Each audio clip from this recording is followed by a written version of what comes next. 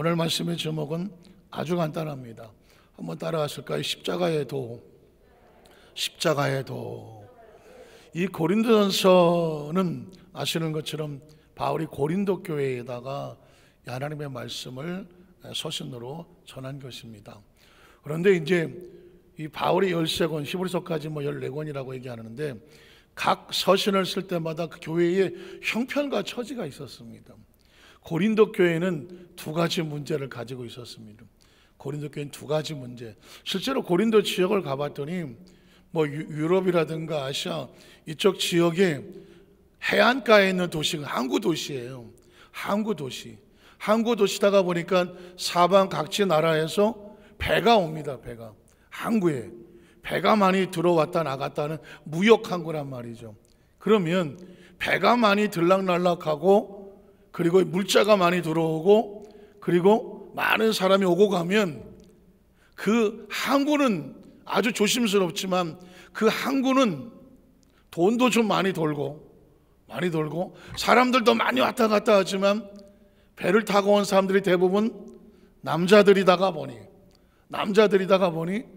그 항구에 내리면 술집이 많고 유락시설이 많고 죄송한 얘기지만 또 그런 사람들을 또 대상으로 먹고 살아야 되는 술집 여인도 많고, 그러니까 이 고린도 교회의 문제점은 뭐냐면 각 나라에서 많은 사람들이 와서 흥왕하고 발전하는 항구 도시이기는 하나 그러다 보니 각 나라에서 각자 자기들이 섬기는 우상을 가지고 들어오고 그리고 그곳에 와서 돈을 막 쓰기는 하지만 보통 술 먹고 도박을 하고 그리고 술집에 있는 많은 또 여성들과 음란하고 음행하고 여러 가지 성적으로 타락하고 있는, 근데 고린도 교회 하면 술 취하고 방탕하고 음란하고 성적으로 타락해 있는 도시, 그런 도시라고 하는 엄청난 가슴 아픔을 가지고 있습니다. 여기를 지금 바울이 복음을 들고 들어가서 예수를 전해야 되는 것입니다. 이런 도시에 또 하나는 뭐냐면 어느 도시든지 그 나라에 그 지역에 돈이 많이 돌고 사람들이 많이 몰리면 꼭 누가 있었을까요? 유대인들이 있었습니다. 유대인들은 로마에서 흩어져서 전 세계 여기저기 안 가는 곳이 없는데 유대인들은 일단은 고리도 겸업을 해서 돈을 모으는데 비상한 재주를 가지고 있습니다. 어느 지역에 사람들이 많이 몰린 데더라, 그것이 흥청망청한 데더라, 그러면 사람들이 그 지역에 정보를 알고 가장 먼저 거기서 자리를 잡는 사람이 유대인들입니다. 유대인들이 거기 가서 술집을 하기도 하고 돈도 빌려주기도 하고 급한 사람들이 어쩌고 저쩌고 해갖고 어쨌든 고리대금을 해서 돈을 많이 벌고 모이면은 거기다가 회당을 세우고 그래서 자기들의 유대교를 또 거기서 전파하려고 하는 그런 쪽으로 많이 발달되어 있는 도시가 고린도라는 지역이었습니다. 그러니까 바울이 지금 이 복음 하나를 들고 선교를 하려고 고린도 지역에 사람도 많고 그러다가 또 각지에 가는 사람이 많으니까 여기서 복음을 전하면 세계로 나갈 수 있겠다.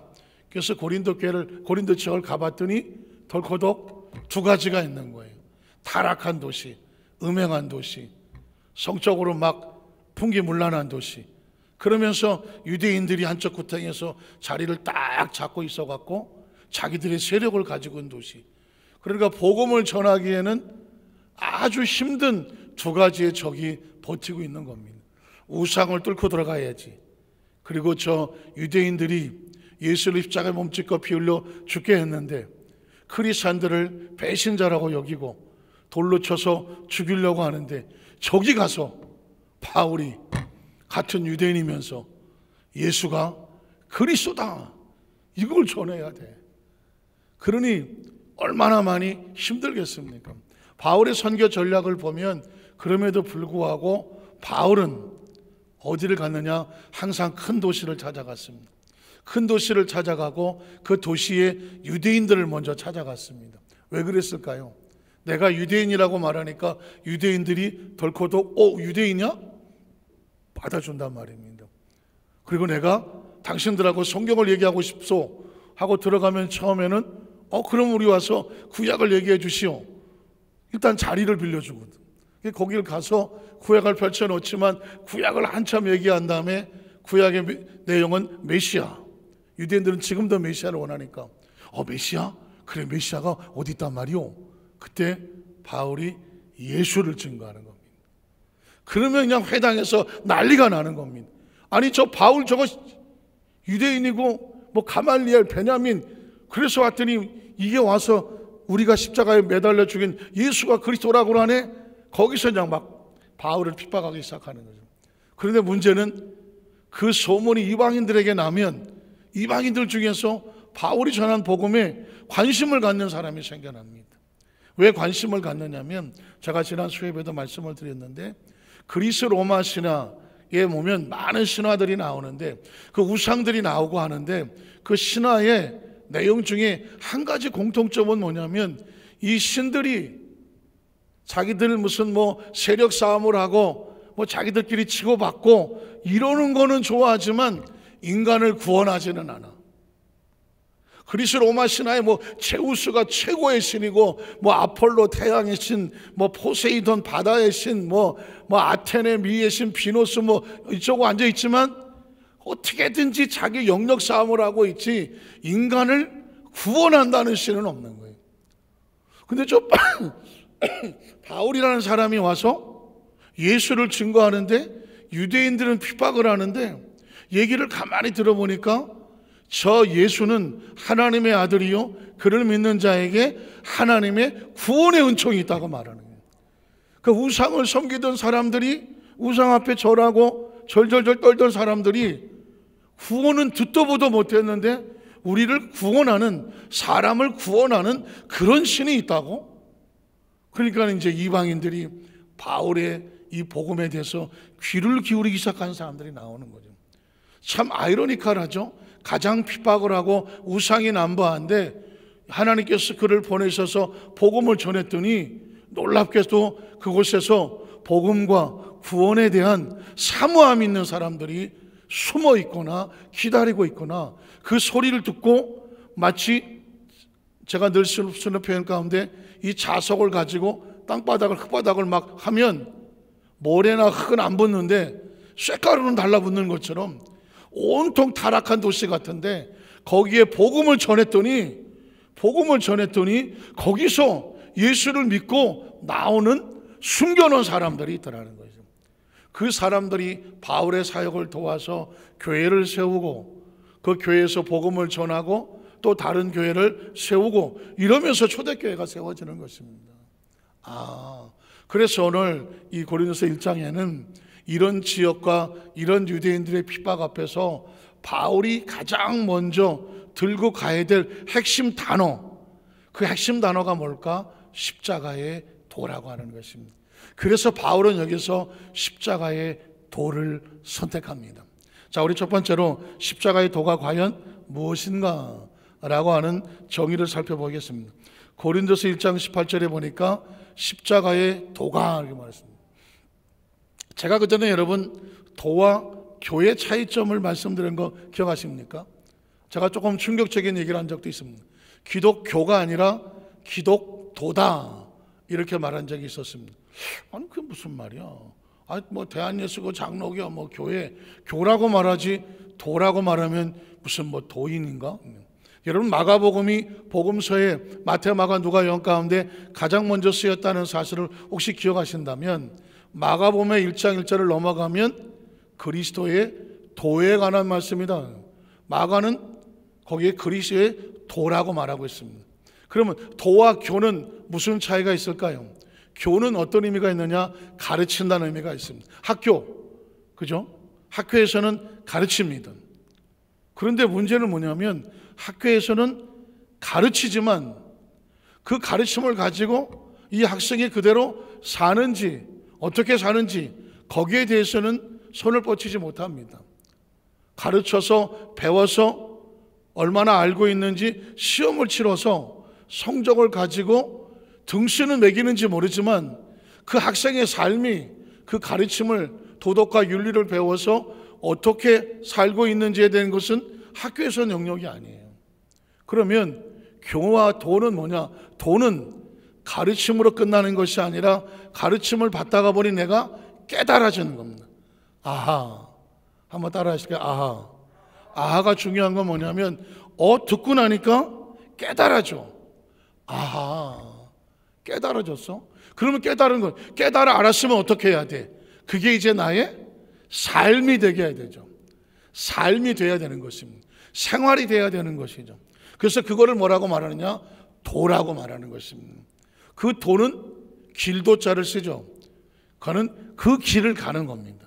그 길을 가는 겁니다. 뭐 아는 걸로 끝나면 교. 근데 알고 깨닫고 나니까 그 길을 가는 건 도. 무슨 말인지 아시겠습니까? 그러니까 기독교는 가르치는 걸로 끝나서 뭐 알아서 성도들이 살든지 말든지 그건 당신이 알아서 하시오. 그거는 교. 도는 뭐냐? 우리 공동체 안에서 같이 늘 말씀을 듣고 또 세상에 나가 살다가 실수하는 것도 있고 실패하는 것도 있지만 다시 돌아와서 점검해서 회개하고 돌이켜 다음에 또 나가서는 넘어지지 아니하고, 신앙생활을 공동체 하다 보니까 10번 넘어지다가 9번으로 줄고 9번에서 8번으로 줄고 8번에서 7번으로 줄고 점점 삶을 살아가다가 내가 방향이 이리 갔다 저리 갔다가 아니라 한 길을 가 보니까 그리스도의 그 도를 같이 가고 있어. 그때 그 사람을 뭐라고 말했냐? 크리스찬이라고 말하는 것이죠. 왜 크리스찬일까요? 그리스도를 닮아가는 사람이죠. 그러니까 십자가의 도라는 것은 십자가의 가르침이 아니라 예수님께서 그 십자가의 은혜로 가신 길이야. 그 길을 가르치는 겁니다. 자, 그런데 십자가의 도는 어떤 은혜가 있느냐면, 모든 다른 종교들은, 우상 숭배들은 항상 인간에게 뭐를 요구하느냐? 뭔가를 요구해. 고행을 요구하거나 때로는 생명을 요구합니다. 제가 멕시코에, 미국에 있을 때 멕시코 시티에 있는 멕시코 순복음교회를 부흥회를 간 적이 있어요. 부흥회를 갔는데 혹시 아시겠지만 멕시코 시티는 해발 한 2,500 이상이 넘어갑니다. 굉장히 고지대에 있습니다. 그래서 이 고지대에 있다가 보니까 숨이 차요. 그래서 혹시 들어보셨지만 아르헨티나나 브라질 같은 축구 세계 1위도 멕시코 시티에 가서는 멕시코를 못 이겨. 왜 못 이길까요? 숨이 차서 못 이겨. 제가 멕시코 시티 그 순복음교회 가서 부흥회를 하려고 했더니 목사님이 이러더라고요. 목사님, 우리 교회에서는 보혈 찬송을 절대 빠르게 부르지 않습니다. 어떻게 부릅니까?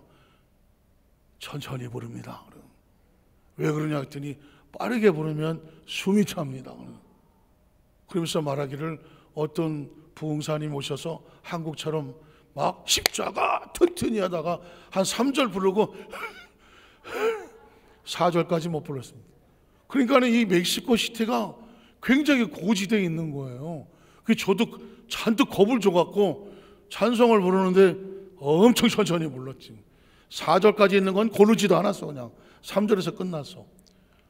그래서 이제 부흥회를 잘 마쳤는데 다음 날 그 멕시코의 관광지를 한번 간다 그러면서 멕시코에 스핑크스 같은 게 있어요. 피라미드 같은 게 있어요. 꼭대기가 있어요. 이렇게. 아마 가끔씩 보면 멕시코나 이런 쪽에 관광, 세계는 지금 이런 데 보면은요, 거기에 멕시코의 태양신을 섬기는 제단이 있는데 피라미드처럼 생겼어요. 올라가는 길이 얼마나 계단이 촘촘한지 겁이 나요. 겁이 나. 기어서 올라가. 그런데 그 꼭대기에 올라가면 뭐가 있냐면요, 넓은 제단이 있어. 근데 그 제단이 있고 양쪽에 뭔가 물이 흐르는 또랑 같은 거를 만들어 놨어. 가운데 제단이 있고. 설명을 들으니까 거기가 뭐 하는 곳이냐?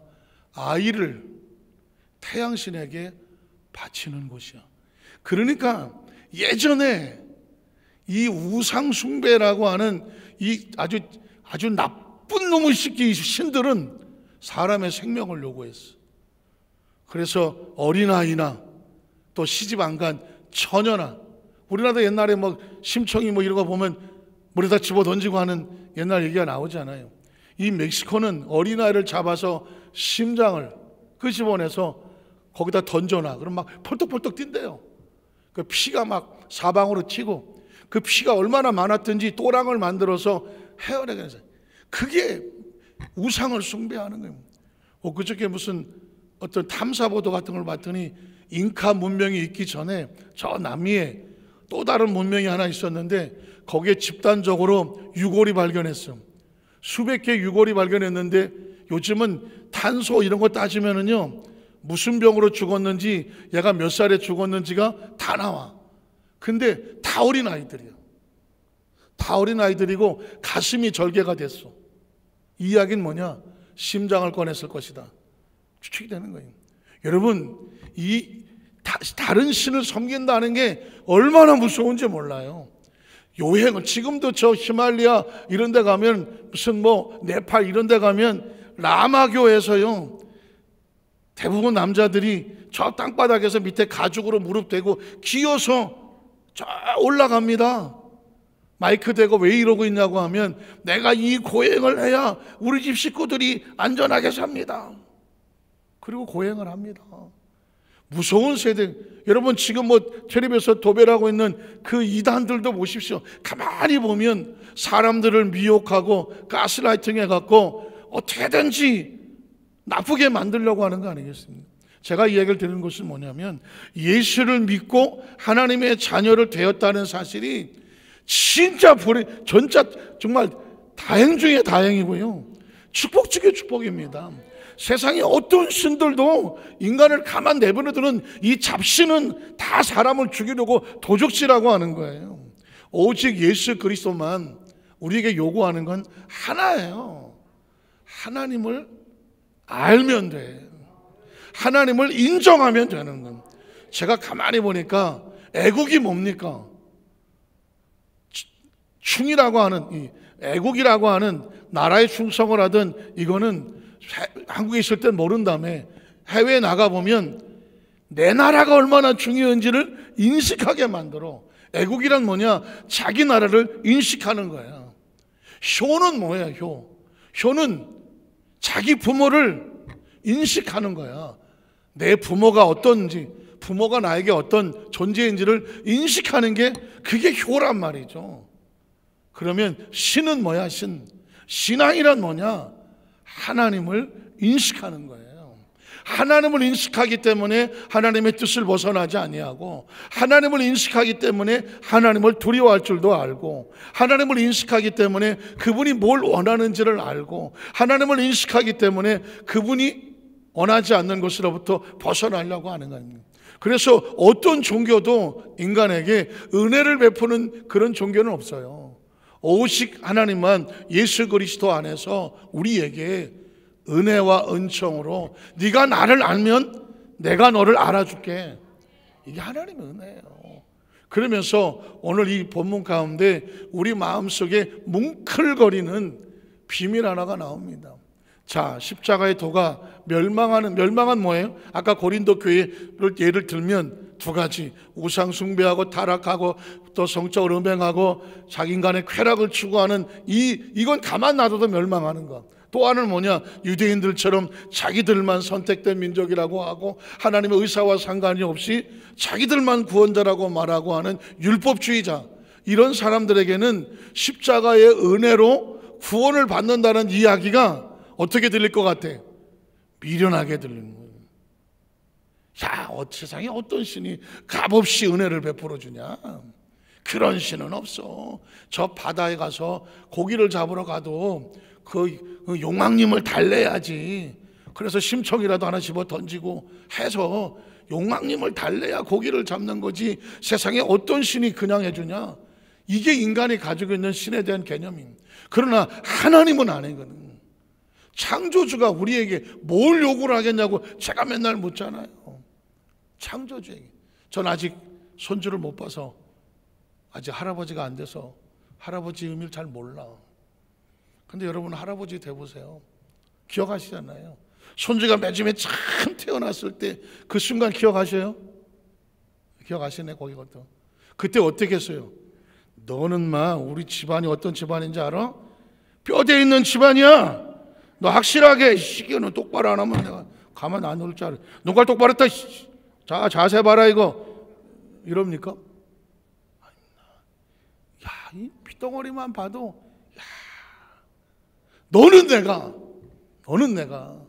내 자식은 내가 정신없이 키웠지만 손주 너는 내가 네가 잘하는 가운데에 네 꿈과 비전과 네가 하고 싶은 모든 것에 대해서 내가 할 수 있는 한 너의 모든 걸 필 수 있도록 돈을 못 주고 기도해 줄게. 혹시 그럴라나? 어쨌든 뭐든지 할 것 같아. 그렇지 않습니까? 그렇지 않을 것 같아요. 손주는 그럴 것 같아. 뭐 손녀가 됐든가. 저는 왜 이런 얘기냐면 하나님이라는 창조주가 이 흙덩어리를 만들어진 인간이 하나님을 아버지라고 부른다니까. 하나님이라고 부르면 하나님 보시고 얼마나 아이고 저게 기특하게 저 흙덩어리가 저기서 꼬물꼬물하면서 하나님의 이름을 불러. 이야, 난 하나님 가슴이 터질 것 같아요. 생각해 보세요. 제가 그런 얘기 한 적이 있어요. 전 성도들을 보면 눈물이 나. 우리가 똑같이 흙덩어리 만들어서 사람인데 이 세상에서 진짜 지 몸대로 먹고 할 일이 얼마나 많아. 그냥 마음대로 살고 싶을 일이 얼마나 많냐고. 어쩌다가 예수를 믿어갖고 먹고 싶은 것도 못 먹고 가고 싶은 것도 못 가고 하고 싶은 것도 못 하고 그냥 예수님처럼 사냐고. 참, 나야 목사니까 어쩔 수 없다고 하더라도 여러분은 왜 그러고 사냐고. 왜냐하면 이 땅에서 죄와 싸워서 이기는 게 쉬워요? 세상의 유혹을 피해서 그걸 견뎌내려고 몸부림치는 게 쉬우냐고요. 세상에 내가 하고 싶은 것들 내려놓고 하나님의 이름을 하나님의 나를 기억해야지, 하나님의 물질을 기억해야지, 하나님 앞에 내가 헌신하고 봉사하는 게 있지, 하나님과의 관계를 생각해야지, 이거 신경 쓰고 살아가는 게 쉽냐고요. 이 죄악이 만역한 세상에서 믿음 지키고 사는 게 쉽냐고요. 피눈물을 흘리면서 이 신앙 지키고 사명 지키고 직분 지키고 여기까지 달려온 거 아니에요? 전 그래서 우리 성도를 보면 눈물이 난다는 건데요. 그러니까 귀하다는 거죠. 하나님이 안 그러겠습니까? 하나님이 볼 때 피조물이 이런 지구상에서 우리가 죄를 안 짓고 믿음으로 몸부림치며 살라고 하는 게 쉽겠냐고. 그러니까 그 믿음 지키려고 애를 쓰는 모습 보기만 해도 하나님의 가슴이 어떨 것 같아요? 어쩔 줄 모르는 거지. 그래서 내가 너를 지었고 만들어서 불 가운데 지나도 내가 냅두지 않을 거고 불 가운데 지나도 냅두지 않을 거고 내가 네 이름을 손바닥에 새겼어. 나는 내가 너를 기뻐하고 춤을 춘다고 말하지 않아요? 하나님과 우리는 어떤 행위가 아니라 그분은 존재적으로 자신의 형상과 모양을 닮은 그 자기의 자녀들을 뭐 하실 수밖에 없어요? 사랑하실 수밖에 없어. 여러분, 하나님을 그 차원에서 바라고 그 은혜로 받아야지 우리가 뭐 하나 하면 둘 주고 둘 주면 이게 아니라니까요. 그래서 세상에 보면 미련한 것이고 구원을 받은 우리는 뭐예요? 예수를 믿고 은혜를 기억한 우리에게는 그게 우리의 믿음이 뭐가 돼? 십자가의 은혜가 뭐가 돼? 하나님의 능력이 된다는 것이죠. 그 다음 절에 보면 그래서 기록된 바 내가 지혜 있는 자들의 지혜를, 인간적으로 똑똑하고 잘났다고 하는 인간의 지혜를 멸하고 스스로 총명한 자들의 총명을 폐하리라 했으니, 그래서 어떻게? 그 다음 절에 보면 지혜 있는 자가 어디 있으며 선비가 어디 있냐고, 이 시대 변론가가 어디 있느냐고. 그 다음 절에 보니까 하나님께서는 이 세상의 지혜를 미련하게 하신 것이 아니냐고. 잘났다고 하는 사람들은 다 그 사람보다도 그가 하나님의 지혜를 어떻게 넘어. 오히려 하나님은 그 다음 절에 보면 뭐라고 말하냐면 하나님의 지혜에 있어서는 이 세상이 자기 지혜를 하나님을 알지 못함으로 인간의 지혜는 하나님을 알 수가 없어요. 그래서 하나님께서 전도에 미련해. 남들이 볼 땐 저게 뭘 하겠나 싶은데 그 사람을 들어서 영혼을 건져내고 하나님의 교회를 세우고 선교를 하고 봉사를 하고 하나님의 일꾼이 되게 하시기를 뭐 하셨다? 기뻐하신 거예요. 제가 여러분과 같이 찬양을 부르고 싶은 게 하나가 있는데요, 최근에 제 입에서 맴도는 찬양이 하나 있습니다. 이 찬양의 제목은 깨트린 옥합인데, 이건 그냥 독배 가듯이 불러야 돼요. 처음에 가사를 이렇게 해요. 내가 주님 앞에 무엇입니까? 한번 따라하실까요? 주님, 내가 주님 앞에 무엇입니까? 한번 물어보세요. 내가 주님 앞에 뭘까? 마른 막대기가 아닙니까? 모세가 마른 막대기를 들고 있었던 것처럼 모세를 생각하는 거예요. 아, 나는 마른 막대기가 아닌가? 나는 주님 앞에 쓸모없었던 타다 남은 죄가 아닙니까? 제가 그 전에 이거 갖고 너무 많이 울었던 기억이 있는데, 스가랴서 3장 1절에 보면 사탄이 이 대제사장이란 여호수아를 참소를 합니다. 그때 하나님이 사탄을 책망하면서 이렇게 말합니다. 이 여호수아, 불에서 건져낸 끄슬린 나무가 아니냐. 불에서 건져낸 끄슬린 나무, 타다 남은 채같이 시커멓게 뒤집어졌지만 내가 건졌어. 내가 건져서 내가 쓰려고 닦아서 쓸 거야. 네가 왜 간섭해? 사탄아 물러가라는 거예요. 저와 여러분이 불에 끄슬린 나무와 같이 세상이 조롱하고 사탄이 조롱해서 하나님 저 시커멓고 저 못난 놈 어디다 쓰려고 그래요? 사탄이 정죄하고 손가락질할 때 하나님이 무슨 소리야? 이 나무는 불에 꺼슬린 나무인데 내가 건졌다는 거예요. 한번 따라하세요. 내가 건졌어. 내가 건졌어. 내가 건졌다고. 그 끄슬린 거 내가 다 닦아내고 내가 잘 다듬어서 내가 쓸 거야. 우리가 한없이 미련해 보이는데 하나님이 그 미련한 것을 가져다가 지혜롭고 똑똑하다는 걸 내가 오히려 그들을 부끄럽게 만든다는 거예요. 그게 십자가의 도예요. 그게 십자가의 도라고. 그러니까 이 시간 저와 여러분이 세상 앞에서 쭈삣거려서는 안 돼. 알아, 우리가 얼마나 못났는지, 우리가 얼마나 정말 죄인이고 부족한지, 우리가 얼마나 정말 내가 떳떳하지 못한지 우리 다 안다니까. 그냥 놔두면 불에 타다가 한 줌의 죄로 사라질 존재인 걸 안다니까. 근데 하나님 말씀에 아무도 손대지 마. 내가 건졌어. 불에 타다 끄슬린 나무 내가 건드렸어. 내가 닦아서 쓸 거야.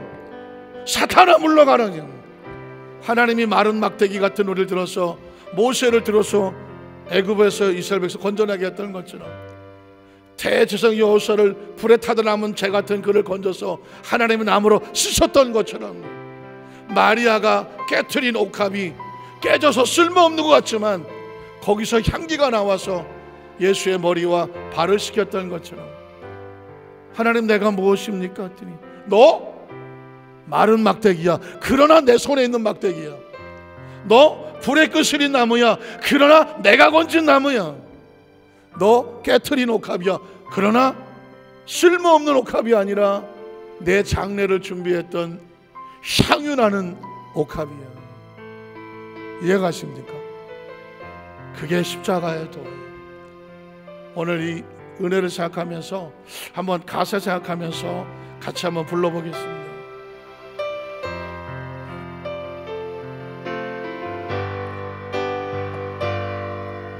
내가 주님 앞에, 내가 주님 앞에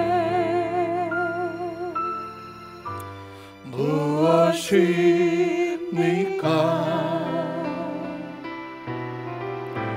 마른 막대기가 아니니까. 내가 주님 앞에, 내가 주님 앞에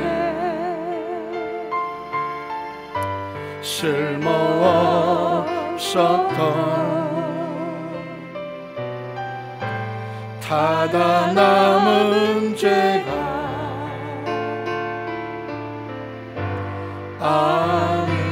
우리 한번 다시 내가 주님 앞에 무엇입니까? 내가 주님 앞에 무엇입니까?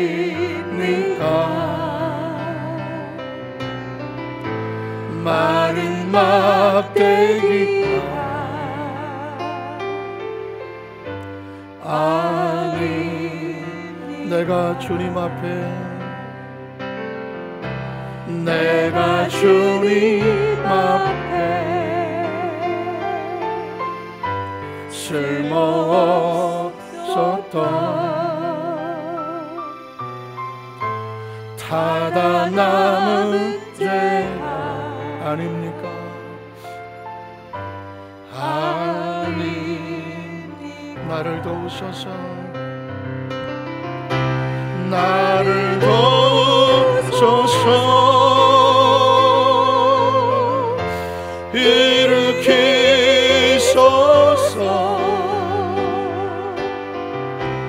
나와 동행하사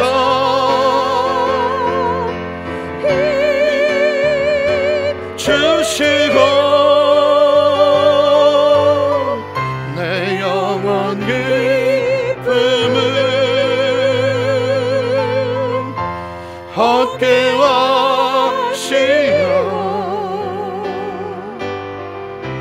내 영혼 만족해 하옵소서.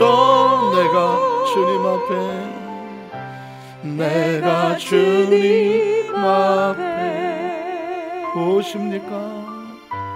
무엇이니? 주님의 어린 종,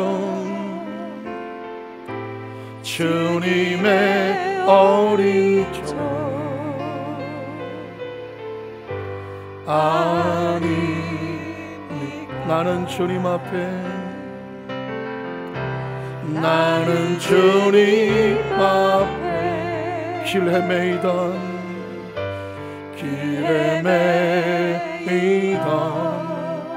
미련한 어린 양, 미련한 어린 양,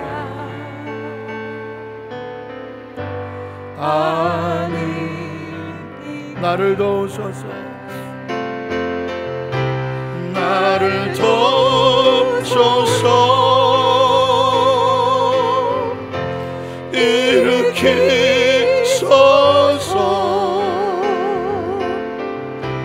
나와 동행하사 힘 주시고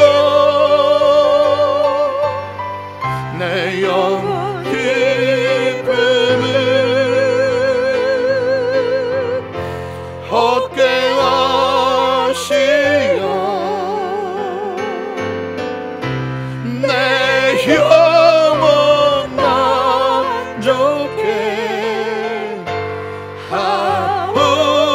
하옵소서. 내가 주님 앞에, 내가 주님 앞에 무엇입니까?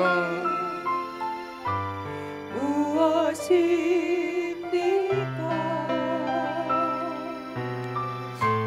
보혈로 사신 자 아닙니까? 나는 주님 앞에, 나는 주님 앞에 깨뜨리오까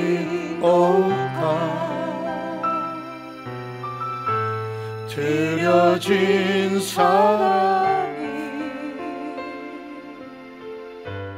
아니. 우리 한번 다같이 일어나셔서 나를 도우소서, 나를 도우소서,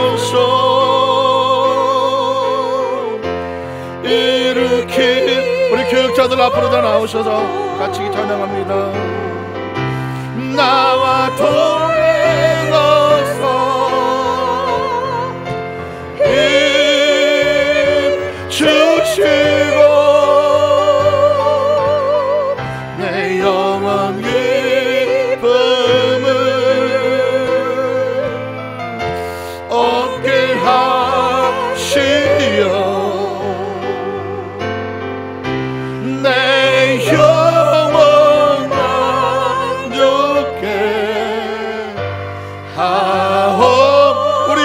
한번 다시 한번 하겠습니다. 내가 주님 앞에, 내가 주님 앞에. 무엇입니까 주님? 무엇입니까? 마른 막대기가 아닙니까? 마른 막대기가 아닙니까? 내가 주님 앞에, 내가 주님 앞에 쓸모없었던 타다 남은 죄가 아닙니까? 타다 남은 죄가 아니. 우리 한번 두 손 높이 들고 나를 도우소서, 나를 도우소서,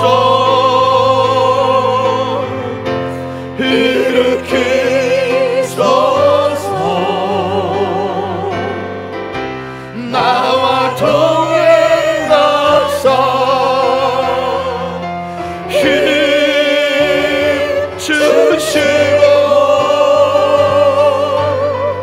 내 영혼 기쁨을 얻게 하시어 내 영혼 만족해 하오. 나를 돕소서, 나를 돕소서,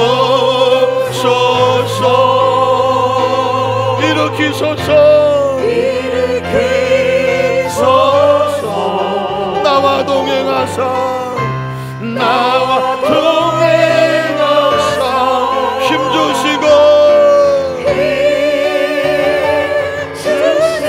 내 영혼 기쁨을, 내 영혼 기쁨을 얻게 하시어, 얻게 하시어 내 영혼 만족해